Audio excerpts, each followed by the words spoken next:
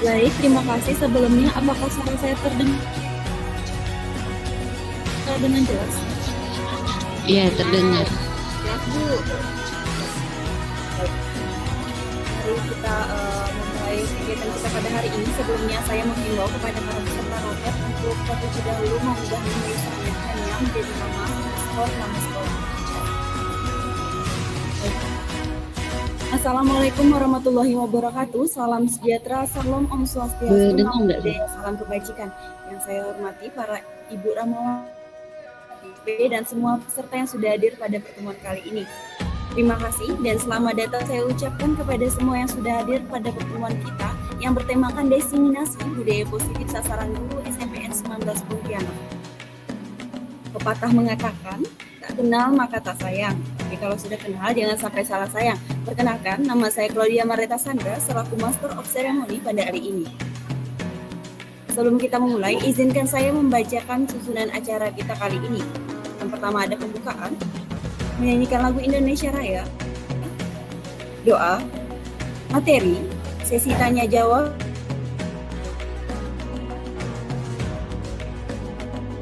tanpa perlu dan serangkaian kegiatan kita. Sebelum kita memulai, marilah kita berdoa kepada Yang Maha Kuasa.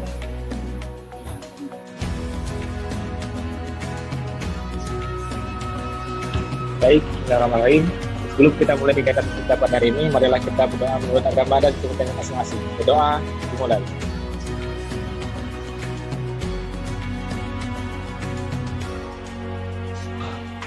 Doa selesai. Baik, terima kasih kepada petugas.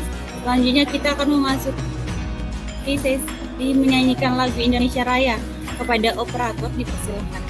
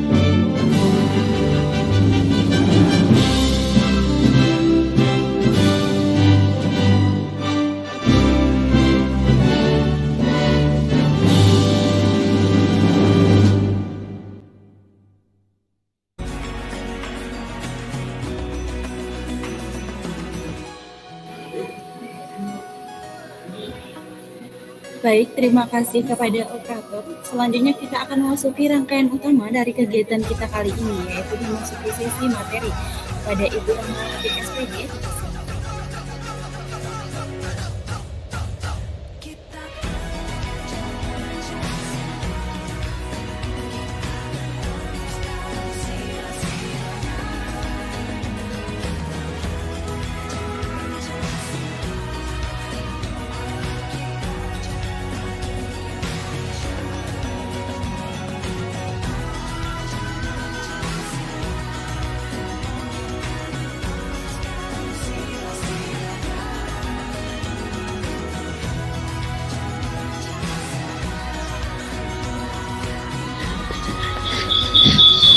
Baik, Assalamualaikum warahmatullahi wabarakatuh.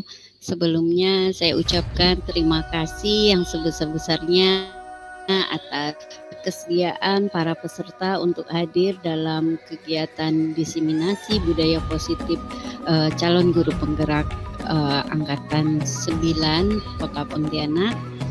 Di sini banyak sekali, alhamdulillah ya, yang bisa hadir, teman-teman bahkan dari luar Kota Pontianak seperti di Kabupaten Mempawah, banyak bersedia menyempatkan diri untuk hadir. Terima kasih kepada teman-teman yang sudah meluangkan waktunya untuk mendengarkan kami melakukan diseminasi ya, praktik baik tentang budaya positif.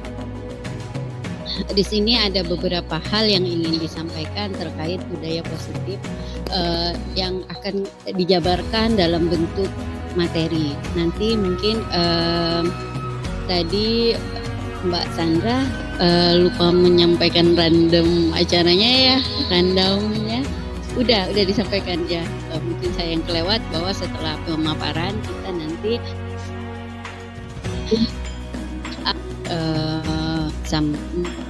mengetahui, mungkin ada yang pengen penasaran ya tentang apa sih budaya positif itu dan bagaimana mewujudkannya. Baik, berhubung yang hadir semuanya pada sudah tahu ya, mengenal saya mungkin ya, cuma ada beberapa yang mungkin memang belum kenal, jadi saya sampaikan, nama saya Rahmawati, kebetulan saya bertugas di SMP Negeri 19 Pontianak. Untuk memanfaatkan waktu lebih baik, kita mulai saja untuk pemaparan materinya. Apakah slide saya sudah terdengar? Terlihat? Terlihat jelas slide-nya? Sudah Ibu. Sudah ya. Untuk suara jelas ya? Jelas Bu. Oke. Di sini yang ingin ada beberapa yang ingin disampaikan terkait yang pertama tentang budaya positif itu.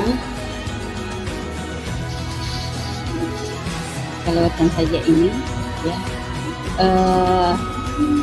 Ini untuk budaya positif itu pasti berpikiran tentang kedisiplinan anak. Ya, ada pertanyaan pemantik yang Ibu Bapak boleh pikirkan ya jawabannya.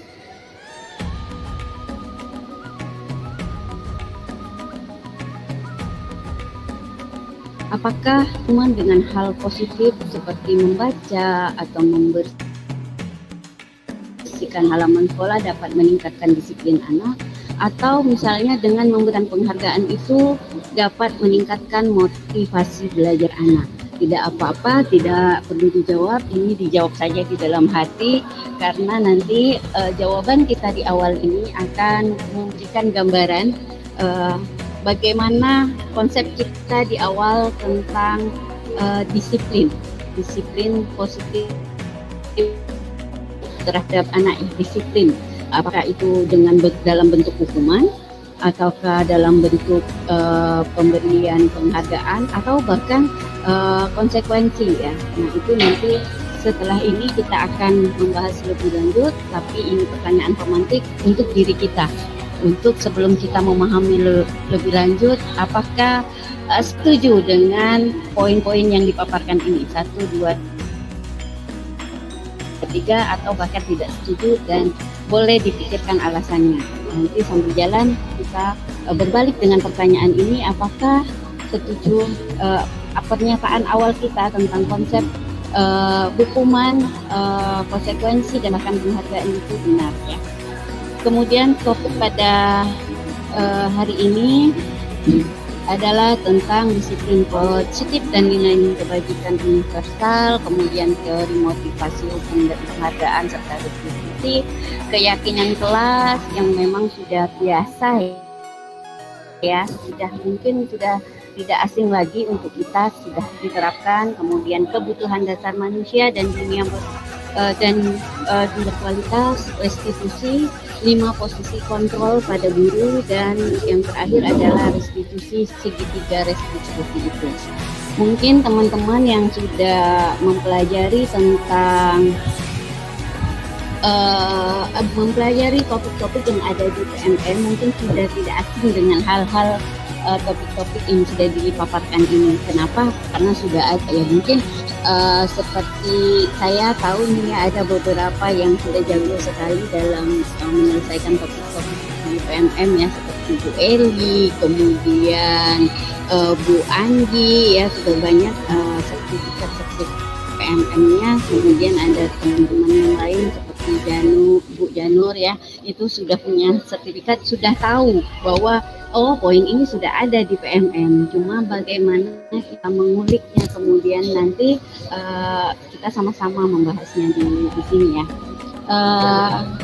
Lanjut untuk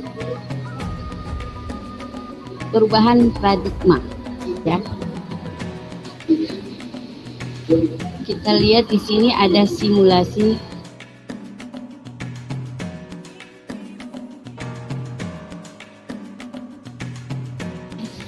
Simulasi tentang paradigma. Di sini ada perubahan paradigma simulasi tentang kegiatan kepalan tangan.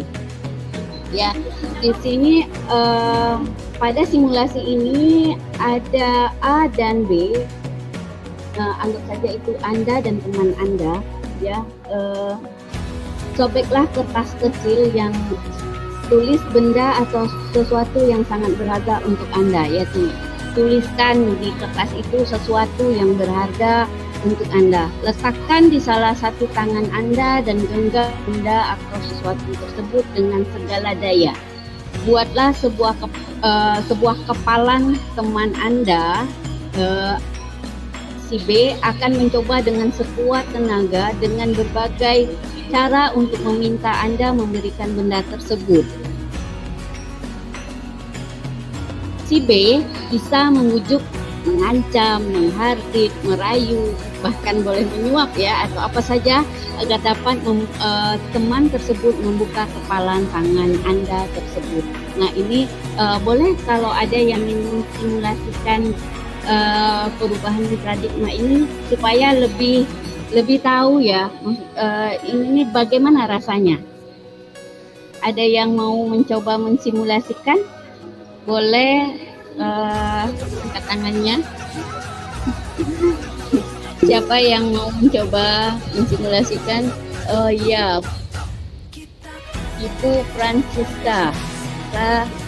Oh, Ibu Jessica ya, Ibu Jessica dan Ibu Nasya. Silakan Ibu Jessi dan Ibu Nasya mempraktekkan. Baik, sebelumnya terima kasih untuk Bu Rahma. Suara Nasya kedengaran enggak, Bu? Kedengaran. Ibu Jessica-nya boleh nanti Nasya yang jadi B-nya, Ibu Jessica-nya yang jadi teman A-nya. Iya, pengen coba ya. Nah, silakan. Baik. Silakan Bu Jessica, apakah sudah menggenggam sesuatu di dalam tangannya? Sudah ada, Bu Nasya. Sudah pastikan itu sesuatu yang berharga? Sudah. Oke. Sekarang saya boleh enggak melihat sedikit aja apa sih isi di dalamnya, boleh tidak? Tidak boleh Bu Nasya, karena ini barang peninggalan orang tua yang harus dijaga dan katanya itu turun temurun dan harus dilihat oleh keturunan saja. Kalau saya beli dengan harga 10 miliar, boleh tidak? Aduh, untuk barang tersebut tidak diperjualbelikan Bu Nasya. Jadi berapapun harga yang Ibu tawar, saya tidak akan melepaskan atau saya tidak akan menjual. Saya berikan suatu pekerjaan deh Bu, yang Ibu pengen lah. Boleh tidak Bu, dengan pekerjaan? Kira-kira pekerjaan yang bagaimana ya Bu? Yang Ibu Jessica pengen, saya kasih. Untuk masa pekerjaan, karena sekarang puji Tuhan saya udah punya, jadi untuk ini saya tidak ingin, masih dengan pendirian ini saya tidak akan lepas. Jadi Bu Rahma ternyata Ibu Jessica tidak mau membuka kepalan tangan hasil membujuknya. Karena rayuannya tidak berhasil atau sogokannya yang tak berhasil. Sogokannya tidak meyakinkan ya. Oke. Iya Bu. Adakah dari forum ini yang kira-kira ingin menyampaikan apa makna dari itu? Siapa sih sebenarnya yang berkuasa terhadap membuka kepalan tangan tersebut, si A apakah si B? Dari sisi ini supaya kita memahami ke depannya tentang posisi kontrol yang sesungguhnya. Oh, silakan Bu Hesti. Oke, Bu Rahma, saya cuma menarik kesimpulannya dari yang telah diperagakan oleh Bu Nasyati. Menurut saya dari acting yang tadi yang sudah dilakukan oleh Bu Nasya itu, kita tarik kesimpulan bahwa kita sendirilah yang dapat memegang kontrol kepala tangan kita, membuka atau menutup kepala tangan kita itu tergantung dari diri kita sendiri masing-masing nih, sesuai dengan kebutuhan dasar kita saat itu. Jadi walaupun sudah disogok tadi tuh Bu ya, atau sudah atau dirayu gitu ya, kita tidak apa ya, tidak memiliki keyakinan membukanya, kepala tangan itu sudah tidak bisa membukanya seperti itu. Iya, baik sekali yang disampaikan Bu Hesti ya. Apakah ada yang lain ingin memberikan pendapat?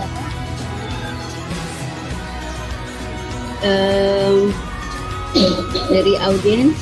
Oke, kalau tidak di sini sudah memang seperti yang disampaikan ya, sudah benar yang disampaikan.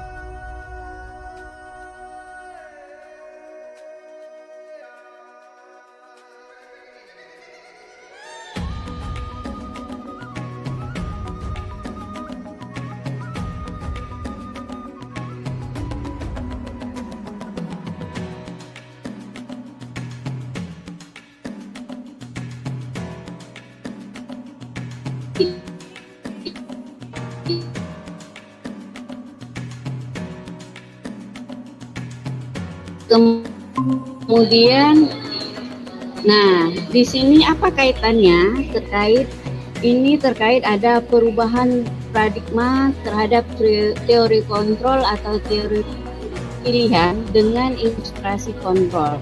Nah, ilustrasi guru mengontrol siswa. Ya. Kemudian ilustrasi bahwa kritikan dan membuat orang merasa bersalah dapat menguatkan karakter. Jadi kan kita kadang guru merasa berkuasa terhadap itu sehingga kita bahwa kita mampu mengontrol murid. Sementara sebenarnya yang terjadi adalah murid itu mengizinkan dirinya untuk dikontrol oleh murid itu mengizinkan dirinya dikontrol oleh itu, seperti tadi ilustrasi buka dan atau menutup kepalan tangan tadi ya. Nah kemudian bahwa ketika dan membuat rasa bersalah dapat merubah karakter, kan ada tuh ya, kalau bahasa anak sekarang itu apa ya Bu Claudia, flying victim ya. Jadi membuat rasa bersalah yang pada pada akhirnya berharap orang bisa merubah karakter atau menguatkan karakter orang lain gitu kan. Semua penguatan positif efektif dan bermanfaat. Kemudian ini seperti tadi pemberian penghargaan itu ya. Kemudian ilusi bahwa orang dewasa memiliki hak untuk memaksakan ya. Ini terkait misalnya guru ya, bisa memaksakan kehendak terhadap siswa. Ini siapa sesungguhnya yang memiliki kontrol? Ini perubahan paradigma stimulus respon menjadi teori kontrol atau teori pilihan. Jadi kalau pada stimulus respon ya, kita lihat kita mencoba mengubah orang agar berpandangan sama dengan kita. Tetapi pada teori kontrol kita berusaha memahami pandangan orang lain tentang dunia. Jadi kita lebih kita yang berubah ya pada teori kontrol. Kemudian pada stimulus respon, perilaku buruk dilihat sebagai suatu kesalahan. Jadi ketika mereka melakukan sesuatu yang buruk, perilaku yang buruk itu jelas suatu kesalahan. Namun pada teori kontrol, semua perilaku kita mencoba berpikir positif bahwa semua perilaku itu memiliki tujuan. Nanti tujuan itu yang kita lihat kemudian kan ya, untuk mengarahkan ke depannya apakah tujuan yang menjadi anggaplah visi ya, si pelaku itu benar atau salah. Nah itu baru yang kemudian kita arahkan, itu namanya teori kontrol. Kemudian orang lain bisa mengontrol saya, itu pada stimulus respon. Tapi pada teori kontrol hanya kita sendiri yang bisa mengontrol diri kita. Itu seperti pada simulasi tadi ya, yang berhak, yang punya kuasa untuk membuka genggaman tangan itu hanya kita.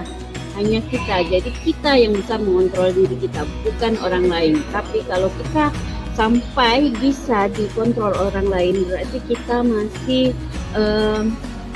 masih kurang dalam pengontrolan diri kita sendiri. Kemudian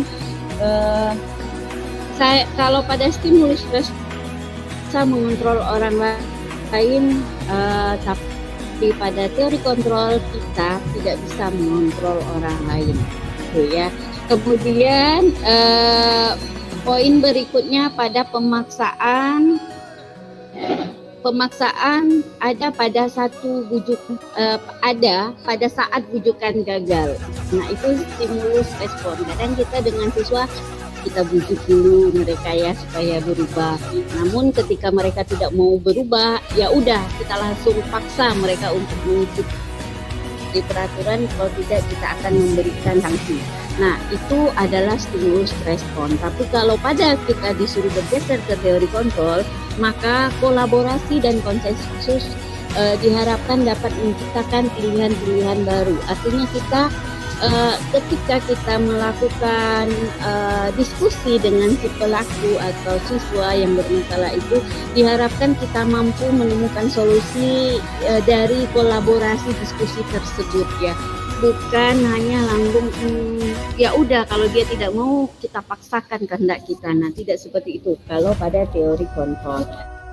Kemudian stimulus respon, model berpikir menang atau kalah. Jadi sebagai guru ketika kita menerapkan peraturan, begitu siswa kita mengikuti peraturan itu kita merasa kita menang. Maksudnya siswa mau nurut tentang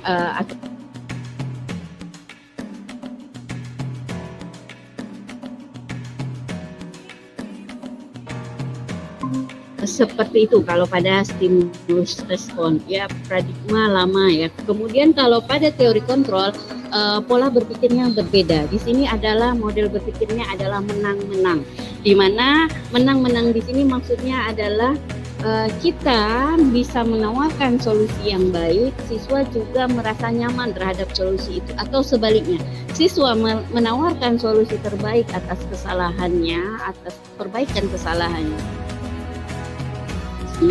Kita juga merasa itu hal yang baik dan bukan melanggar. Jadi di sini pola berpikir menang-menang. Jadi tidak ada yang kalah ataupun tidak ada yang merasa menang sendiri gitu ya. Nah, itu perbedaan dari stimulus respon dan teori kontrol. Kemudian disiplin positif. Berbalik dari disiplin positif itu, kita melihat teori kontrol sebenarnya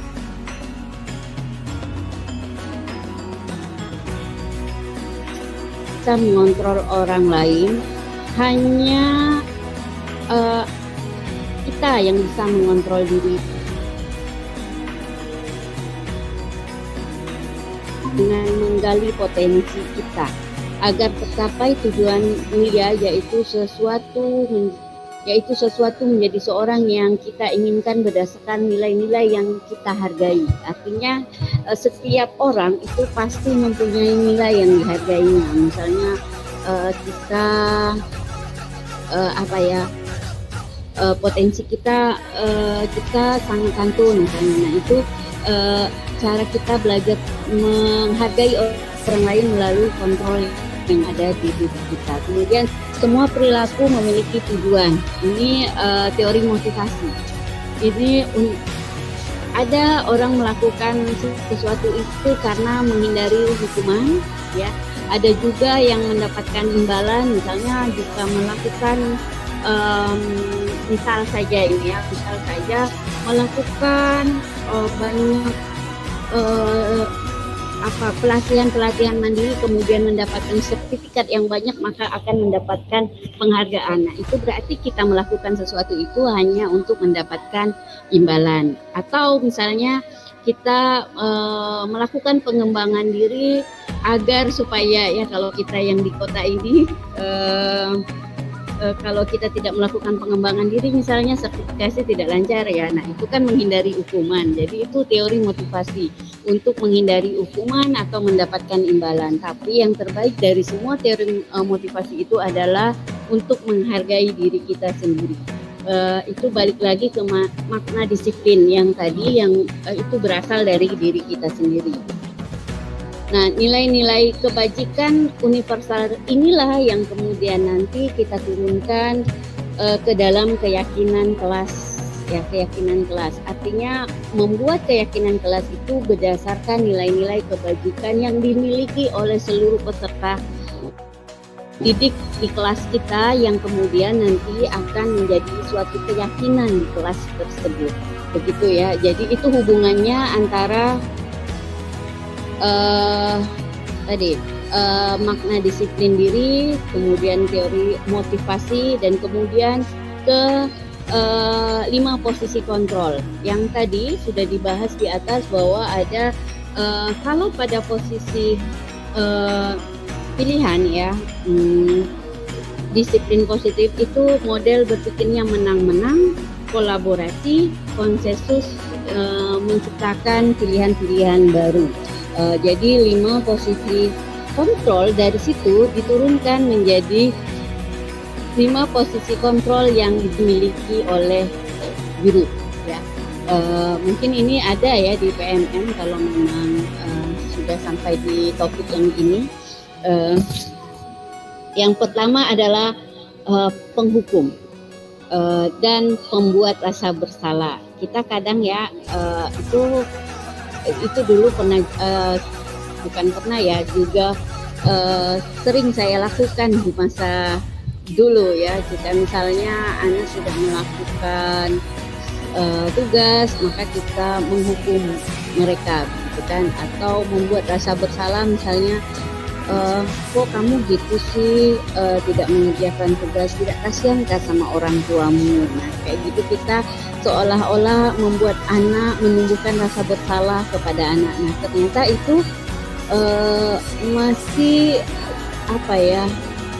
definisi dari seseorang itu melakukan sesuatu untuk menghindari hukuman. Itu definisinya seperti itu. Jadi anak itu melakukan apa yang kita harapkan itu agar mereka pertama tidak dihukum, atau agar mereka tidak dipojokkan, dibuat menjadi merasa bersalah, begitu ya. Nah, itu posisi kontrol pertama dan kedua guru. Yang kemudian posisi ketiga adalah guru memposisikan dirinya sebagai teman, ya. Di sini posisinya guru seolah-olah mengerti semuanya tentang si peserta didik, ya. Jadi misalnya dia datang terlambat, kita ketemu, terus kita yang menangani, kita bilang, kok kamu datang terlambat sih, kan bapak jadi malu. Jadi seolah-olah mereka itu teman gitu ya, bapak atau ibu kan jadi malu, kamu ini kok kayak gitu. Nah itu kan besok-besok jangan terlambat lagi ya. Nah itu posisinya guru memposisikan diri sebagai teman. Ada waktu-waktunya kita memang harus seperti ini, tapi tidak dianjurkan untuk selalu bersikap seperti ini. Kemudian yang kedua, yang keempat adalah posisi kontrol guru sebagai pemantau. Di sini ya itu tadi, guru memantau semua tindakan anak-anak. Ini lebih baik dari teman karena jika mereka melakukan kesalahan, kita memiliki poin konsekuensi yang mereka harus lakukan gitu ya. Jadi fungsinya kita sebagai pemantau. Nah, yang sangat terbaik adalah guru sebagai manajer. Di sini guru sebagai manajer adalah guru memposisikan diri sesuai porsinya. Di mana jika anak melakukan kesalahan, kita melakukan yang namanya segitiga restitusi. Kita melakukan dialog, kemudian kita memberikan pilihan mereka. Pertama mereka kita minta dulu untuk menyadari kesalahan, kemudian memberikan pilihan yang terbaik terhadap penyelesaian masalah yang mereka lakukan. Nah itu posisi guru sebagai manajer. Di sini disarankan untuk melakukan segitiga restitusi, di mana ada 3 capaian yang harus tiga kegiatan ya yang harus, atau 3 proses yang harus dilakukan, yaitu pertama menstabilkan identitas siswa, kemudian validasi kebutuhan dan menanyakan keyakinan kelas. Jadi ini proses yang harus kita lakukan ketika kita mencoba menjadi guru sebagai manajer. Jadi melakukan 3 proses ini. Kemudian kenapa ini dilakukan? Ini terkait untuk bahwa manusia itu memiliki 5 kebutuhan dasar ya, 5 kebutuhan dasar utama yang semua orang, baik guru bahkan siswa, itu harus terpenuhi ya. Namun realitasnya kebutuhan itu memang berbeda-beda. Semua kita berusaha memahami pandangan orang lain dengan dunia. Setiap orang memiliki gambaran yang berbeda-beda. 5 dasar kebutuhan manusia itu diantaranya bertahan hidup, itu sudah pasti. Kemudian penguasaan, kasih sayang dan rasa diterima, kesenangan dan kebebasan. Nah, kadang-kadang hal kebutuhan dasar inilah yang membuat kita harus melakukan segitiga restitusi terhadap hal sesuatu yang dilakukan oleh siswa kita, karena berdasarkan kebutuhan dasar manusia tersebut. Oke, kita lanjut. Berikutnya, apa makna disiplin? Disiplin itu berasal dari bahasa disiplin, disiplina, yang artinya belajar. Makna asal dari kata ini berkonotasi dengan disiplin diri dan murid-murid dari Socrates dan Plato ya. Disiplin diri membuat orang menggali potensinya menuju sebuah tujuan apa yang dihargai. Namun dalam budaya kita, makna kata disiplin telah berubah menjadi sesuatu yang dilakukan seseorang pada orang lain untuk mendapatkan kepatuhan. Itu pergeserannya ya. Kemudian kecenderungan umum adalah menghubungkan kata disiplin dengan ketidaknyamanan, bukan dengan apa yang kita hargai atau pencapaian suatu yang mulia ya, tetapi sesuatu yang tidak nyaman. Artinya kalau seseorang tidak datang tepat waktu, artinya dia tidak disiplin. Nah, itu kan sudah menunjukkan sesuatu yang ketidaknyamanan ya yang diartikan. Oke, lanjut ya.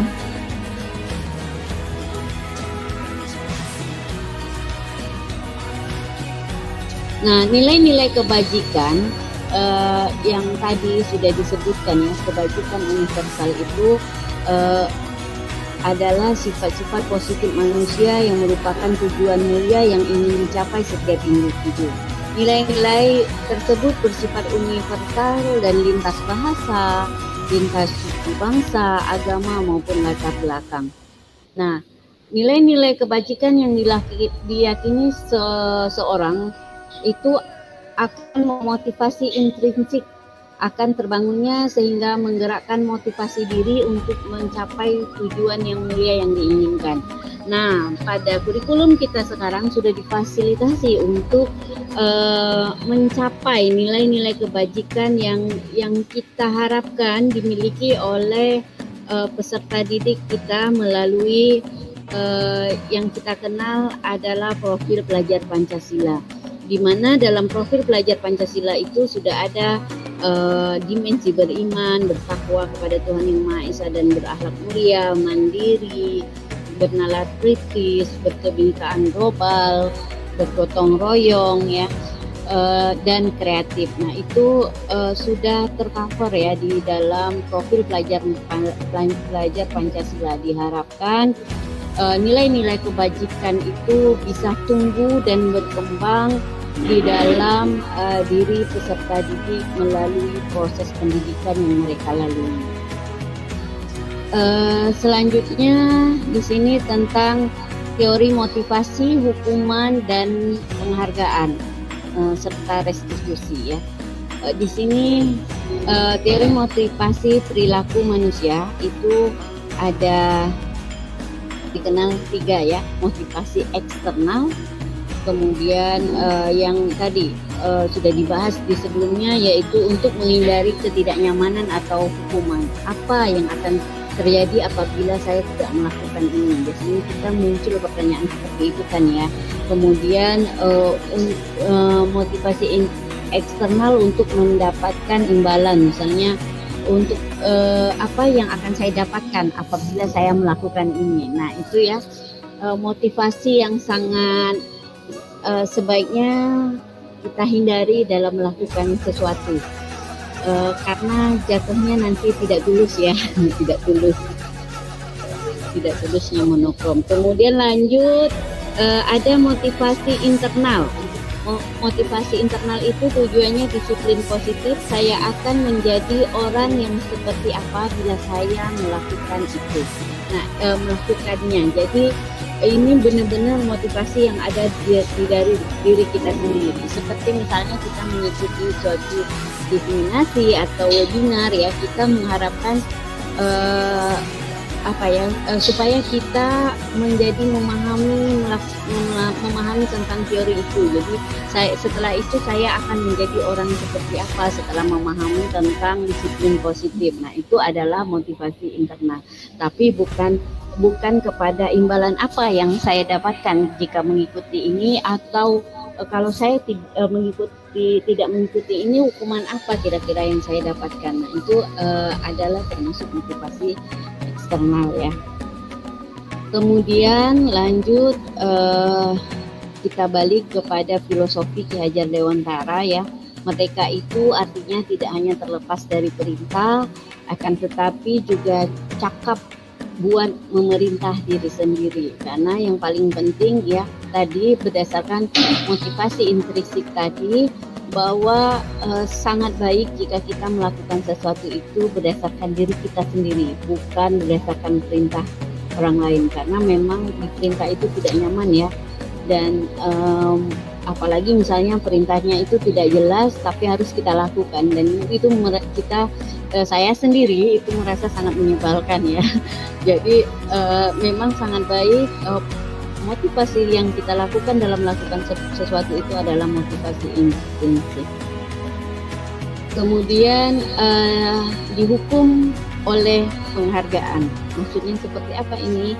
Nah, di sini bahwa penghargaan berlaku sama dengan hukuman, pada dasarnya sama, cuma sifatnya saja berbeda ya. Dalam artinya meminta atau membujuk seseorang melakukan sesuatu untuk memenuhi suatu tujuan tertentu dari orang yang meminta atau membujuk itu masih dorongan dari dorongan eksternal ya, masih tergantung terhadap faktor-faktor yang kita harapkan ya, misalnya tadi penghargaan itu. Beberapa dampak dari pemberian penghargaan itu misalnya pengaruh jangka pendek dan jangka panjangnya ya. Kalau jangka pendeknya kita pasti akan bersemangat karena akan dapat penghargaan nih jika kita melakukan ini. Tapi jangka panjangnya karena misalnya tidak ada lagi penghargaan tentang itu, ya udah kita tidak melakukan lagi. Nah, itu jangka panjang dan jangka pendeknya. Terus penghargaan menghukum.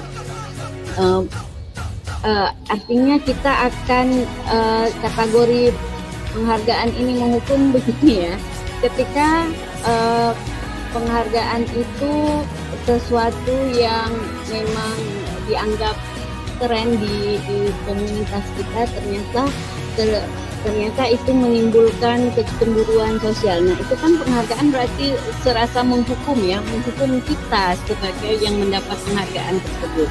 Kemudian penghargaan mengurangi ketepatan, penghargaan tidak efektif, ya tadi alasannya penghargaan merusak hubungan. Itu tadi, balik lagi ke pernyataan sebelumnya tadi ya, penghargaan akhirnya ya gitu deh, akhirnya merusak hubungan karena ada orang yang mungkin merasa lebih layak mendapat penghargaan itu tetapi tidak mendapatkannya. Nah, itu kan akhirnya pada akhirnya penghargaan itu merusak hubungan ya. Ini penghargaan dihukum oleh penghargaan itu tadi menurunkan kualitas kita, mematikan kreativitas pada akhirnya, karena kalau sudah tidak dapat penghargaan ya sudah, kita malas mau meningkatkan kreativitas. Penghargaan mengurangi motivasi intrinsik ya, udah jelas pasti, karena itu penghargaan sudah berdasarkan pada motivasi ekstrinsik. Masih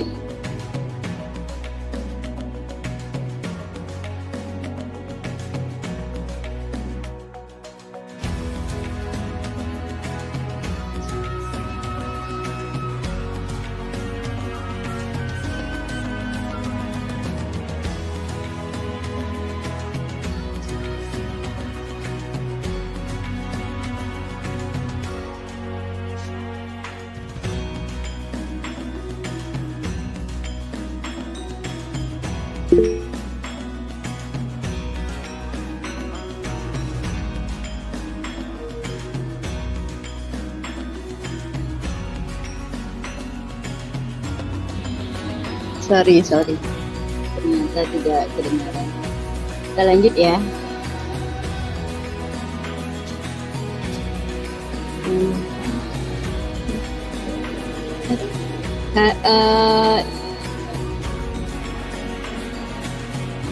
Masih 15 menit. Kalau waktunya sudah tanya jawab, sampaikan ya Mbak Claudia. Di sini kita mencoba melihat apa itu perbedaan hukuman dan konsekuensi. Ibu Bapak bisa melihat di layar ya. Misalnya ini, mencatat 100 kali di dalam buku kita sering melakukan ini mungkin ya, buku kalimat saya tidak akan terlambat lagi. Nah, karena misalnya jika anak itu terlambat ke sekolah, nah itu poinnya adalah hukuman. Kemudian lari mengelilingi lapangan basket 2 kali karena terlambat hadir di sekolah, itu juga hukuman. Kemudian murid diminta untuk push up 15 kali karena tidak menggunakan masker, itu juga hukuman. Mengganti kertas tugas teman yang telah dicoret-coret, itu bukan hukuman tapi konsekuensi. Kenapa konsekuensi? Ya iya, karena dia telah mencoret kertas temannya, maka dia harus melakukan perbaikan ya dengan mengganti kertas temannya, kemudian membersihkan tumpahan air di meja yang karena tersenggol itu juga konsekuensi karena kita telah melakukan hal seperti itu maka ya kita harus membersihkannya. Gitu ya kira-kira di sini dapat dibaca perbedaan hukuman dan konsekuensi. Saya jelaskan sedikit tentang perbedaan hukuman ya dengan konsekuensi. Ternyata waktunya sudah mepet ya.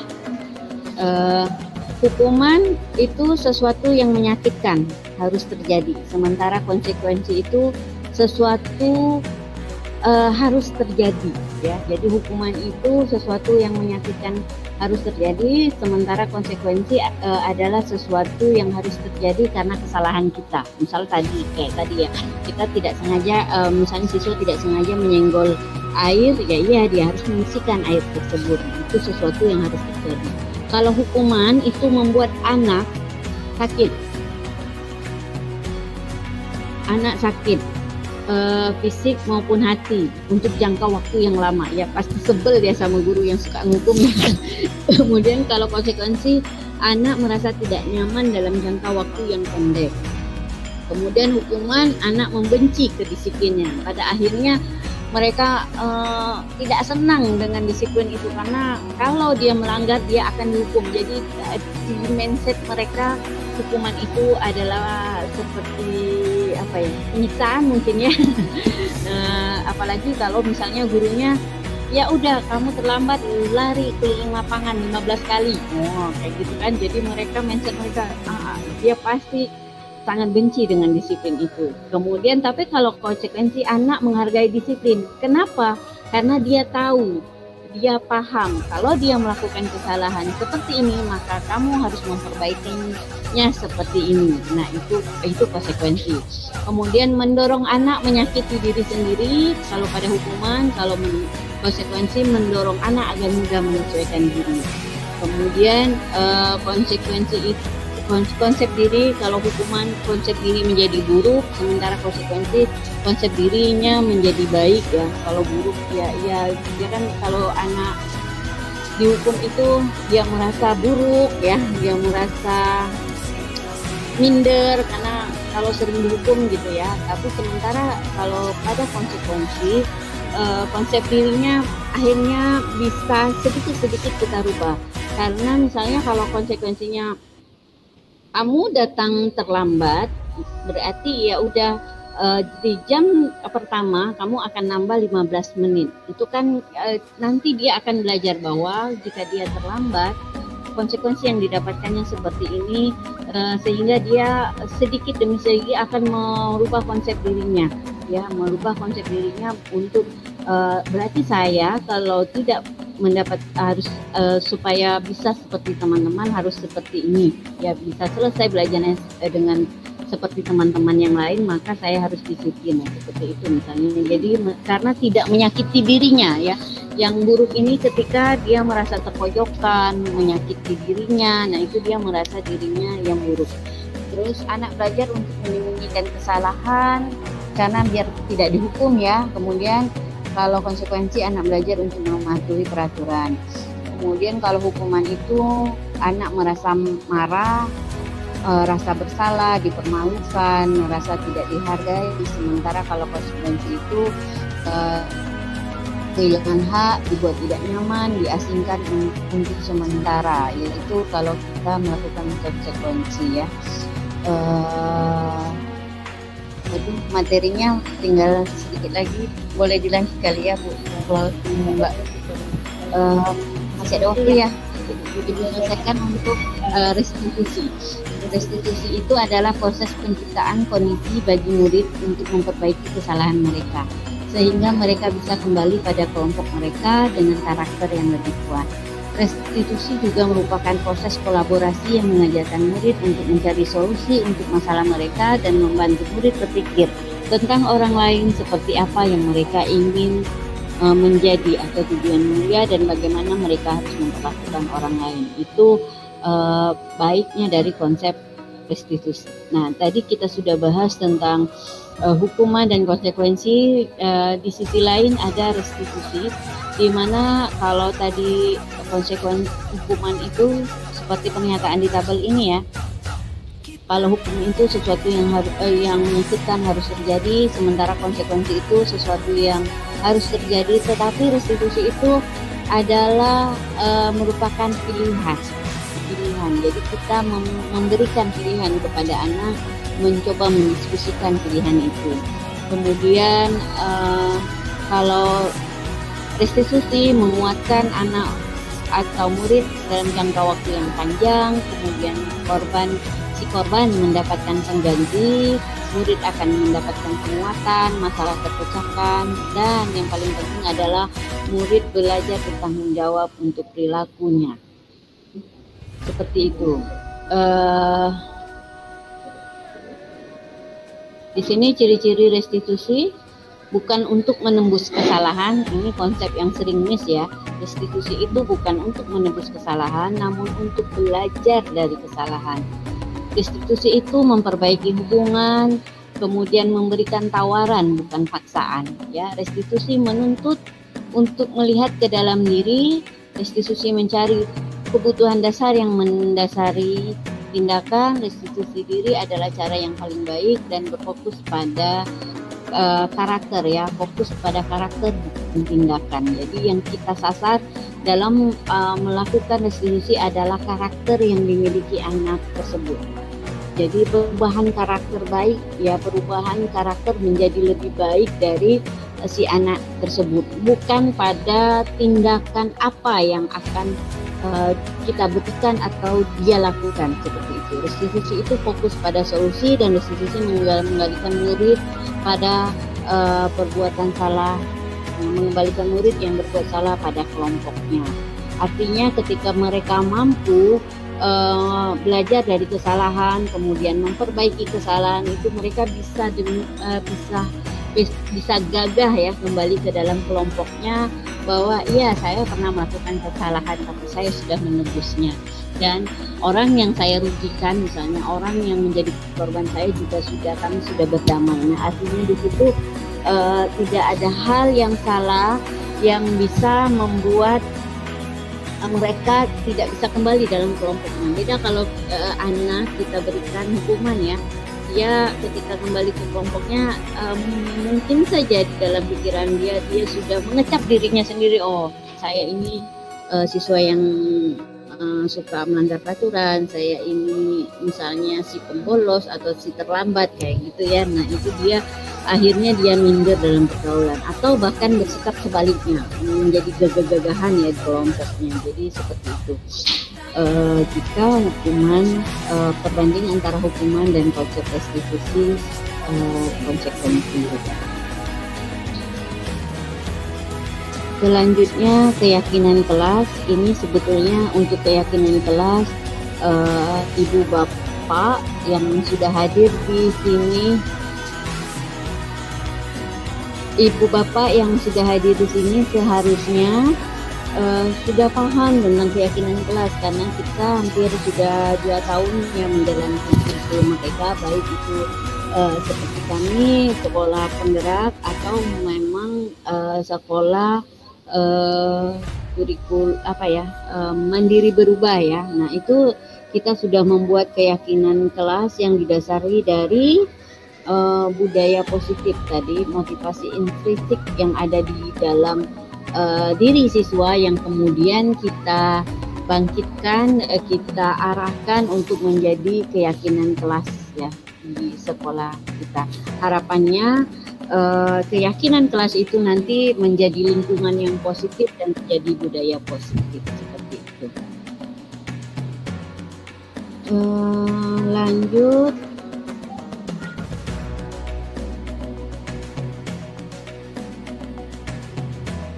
Ini contoh-contoh ya untuk membuat keyakinan kelas. Sepertinya tidak banyak yang dapat dipaparkan karena mengingat waktu ya, karena akan lanjut lagi pada diseminasi yang berikutnya ya. Seperti itu. Apakah waktunya sudah cukup? Sesinya apa sesi lanjut, sesi tanya jawab, atau memang sudah pas waktunya? lanjut sisi tanya jawab dulu. Satu sesi dua penanya. Dua orang.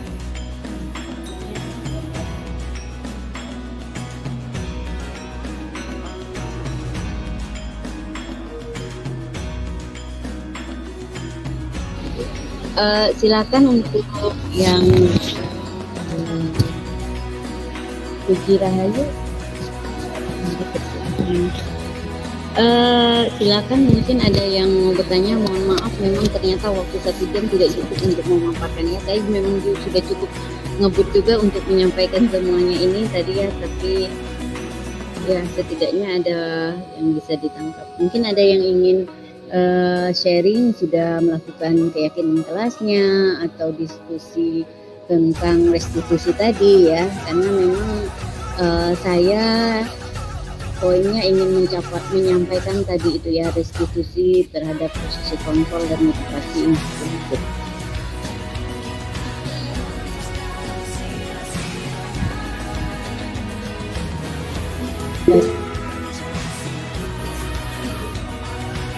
Baik, kepada Ibu Hesti, yang dipersilakan. Oke, baik, terima kasih Bu Rahma. Pemaparannya cukup detail Bu ya. Jadi ada sedikit pertanyaan, bagaimana penerapan segitiga restitusi ini di sekolah Ibu ya, di mana dengan jenis karakter siswa yang beraneka ragam itu, apakah sudah efektif atau gimana Bu? Mohon penjelasannya. Baik, Bu Hesti, pertanyaannya cukup menarik ya. Ini Bu pandai ngomong nggak nih? Dan nerapkan belum? Kayak gitu ya. Alhamdulillah sudah berapa kali saya mencoba melakukan restitusi ya. Terakhir memang ada kasus yang agak lumayan ya di kelas saya. Itu, dan saya mencoba melakukan restitusi tadi, proses restitusi tadi ya. Dan alhamdulillah memang berdampak baik ya kepada anak tersebut ya. Pada akhirnya dalam poin itu yang saya tangkap ya, si anak tadi merasa benar-benar pertama mungkin dia ketika melakukan validasi diri itu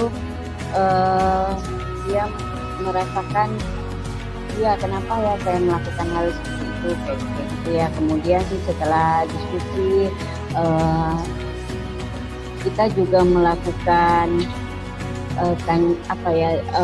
hati ke hati, kemudian memberikan dia pilihan validasi dari tindakan dia, apakah itu benar atau salah. Dia menyatakan, ya Bu, saya salah, dan saya apa yang harus dilakukan setelahnya. Kalau kamu melakukan hal seperti itu ya, saya tidak bisa menyebutkan kesalahan yang dilakukan si anak ya, karena memang agak sedikit fatal ya. Akhirnya dia menyampaikan, saya harus seperti ini Bu, dan saya harus menebusnya ya, bukan menebusnya, memperbaikinya seperti ini. Dan dia secara gentleman datang dan meminta maaf. Kemudian juga dia tadi sesuai dengan teori kebutuhan ya, dia juga menyampaikan hal yang menurut dia sebaiknya jika si korban merasa seperti ini harusnya tidak seperti apa ya, harusnya dia menyampaikan juga lah, intinya dia menyampaikan juga unek-unek dia sebelum dia mendapatkan perlakuan buruk dan dia memberikan perlakuan buruk. Dan itu sudah saya lihatnya sudah mampu merestitusi kesalahan yang dilakukan dia. Dan alhamdulillah setelah kembali ke dalam kelompoknya, di dalam kelasnya, dia bisa diterima, teman-temannya bisa menerima dia, dan dia bergaul seperti biasa lagi, tidak terhakimi dengan hal yang dibuatnya. Dan ini benar sudah terjadi kurang lebih sebulan yang lalu kayaknya ya, di kelas saya itu kejadiannya seperti itu. Pernah ya, karena memang konsep restitusi ini baru saya pahami ya setelah di sini. Sebelumnya saya hanya paham tentang konsep hukuman ya yang paling dangkal itu, kemudian yang kemudiannya adalah tentang konsekuensi ya. Dan ini hal baru dan baru juga saya terapkan tentang restitusi ini, dan ini memang cukup baik ya untuk kita menggeser paradigma kita sebagai guru. Nah seperti itu Bu Hesti yang saya pernah terapkan ya, karena memang kebetulan ini juga hal baru bagi saya untuk belajar, dan saya sendiri juga masih belajar tentang hal-hal budaya positif ini ya. Jadi diseminasi ini karena hal-hal yang harus memang kita bagikan ya, bukan karena memang saya tuh mantap sekali dalam melakukan restitusi, tidak seperti itu ya. Ini cuma berbagi, kita sharing saja. Begitu Bu Esti, bagaimana kira-kira bisa Ya, baik Bu, sudah cukup penjelasannya Bu. Sudah dapat gambaran saya jadinya. Semoga bisa diterapkan di sekolah saya Bu. Amin ya.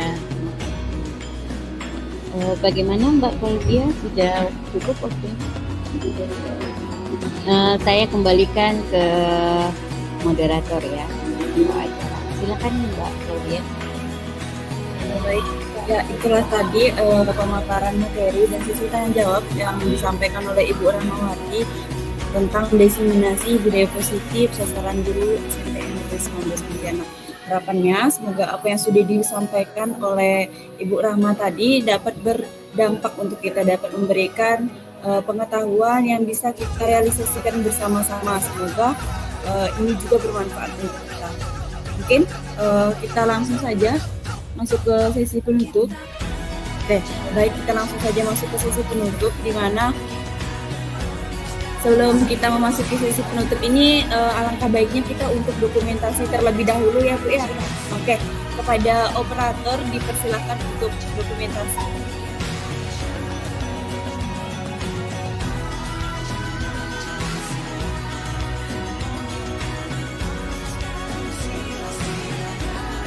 Kepada para peserta rapat dipersilakan untuk on cam sekarang.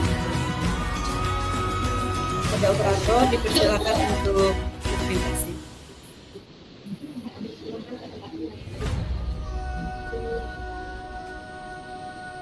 Untuk buka semua.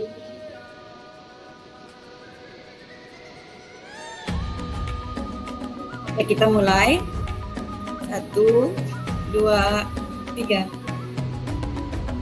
Sekali lagi. 1, 2, 3. Oke, baik. Terima kasih kepada operator. Karena kita sudah selesai pada sesi dokumentasi, selanjutnya kita akan memasuki sesi terakhir kita, yaitu sesi penutup. Di mana sesi ini adalah akhir dari rangkaian kegiatan kita. Harapannya semoga apa yang sudah disampaikan pada materi kita kali ini dapat memberikan keterdampakan yang baik bagi kita semua yang hadir di sini. Sekian dari saya selaku Master of Ceremony kali ini. Mohon maaf jika ada salah kata. Selamat siang dan terima kasih untuk kita semua. Alhamdulillah.